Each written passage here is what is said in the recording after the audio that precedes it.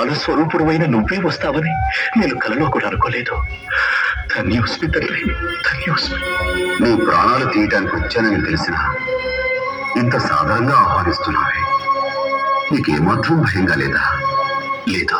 మరి భవభయహరమైన నాకెందుకు భయంగా ఉంది?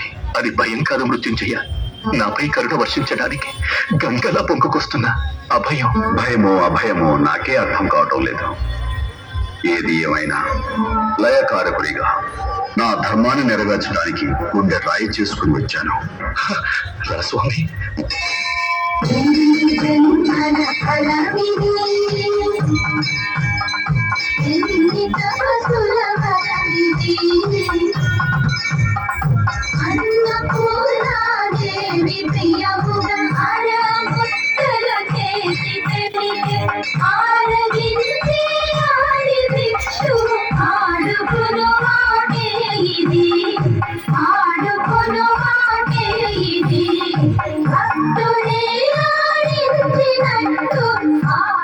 ఈ లోకాన్ని ఒక బొంగరంగా చేసి నీ ఇష్టం వచ్చినట్లు ఆడుకుంటావు స్వామి.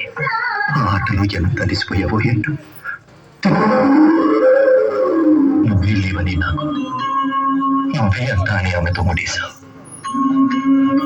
నువ్వే ఆ ముడి విప్పుతున్నావు. తల్లి, తండ్రి, భార్య, బిడ్డలు, అన్న, తమ్ముడు, ఆస్తి, పాస్తి, ఇలా ఎన్నో బంధాలలో జీవుణ్ణి ఇరికిస్తావు.